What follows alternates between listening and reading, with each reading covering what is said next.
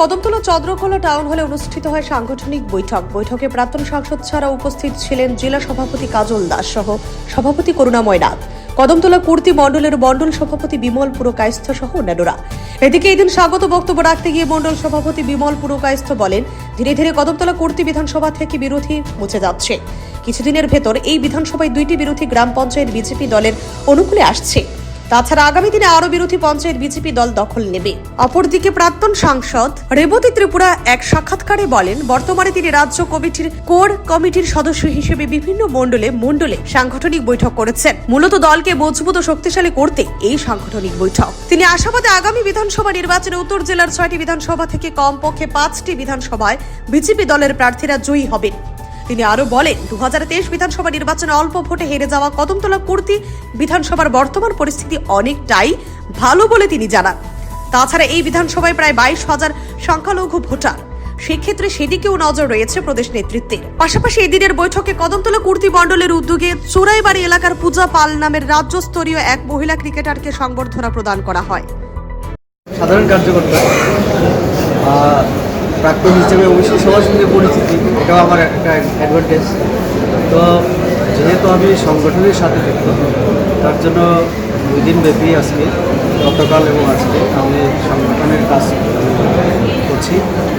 এখানে আজকে কদমতলা কর্তৃপক্ষে রাখা হয়েছে বৈঠক, গতকাল আরেকটা ভাগবাসী। তো আমাদের নাড্ডাজি সাম্প্রতিক যে ত্রিপুরা সফর করেছিলেন, সেখানে কয়েকটা নির্দেশ তিনি দিয়েছেন। তার মধ্যে একটা হচ্ছে আমাদের পার্টিকে শক্তিশালী করতে হবে, করার জন্য কিছু দিক তিনি নির্দেশ করেছেন। তারই অঙ্গ হিসাবে যেহেতু পার্টির একজন কর্মী, আমি কার্যকর্তা, তার জন্য আজকে উত্তর ত্রিপুরা জেলার আমার 2 দিন ব্যাপী আমার সফর। আজকে এখানে একটু আগে আমার মণ্ডল সভাপতি আমাদের এই কেন্দ্রে, আপনারা শুনেছেন, উনি 2টা বার্তা দেওয়ার চেষ্টা করেছেন।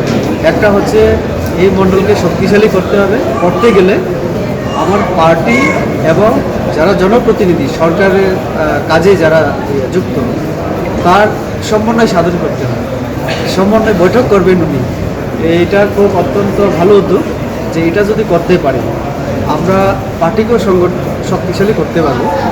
কেননা দেখুন, সংগঠন যখন আমরা করি তখন মানুষের সেবা করার প্রতিশ্রুতি দিয়ে আমরা সংগঠন, বিজেপিতে সেবাহী সংগঠন আমরা করি।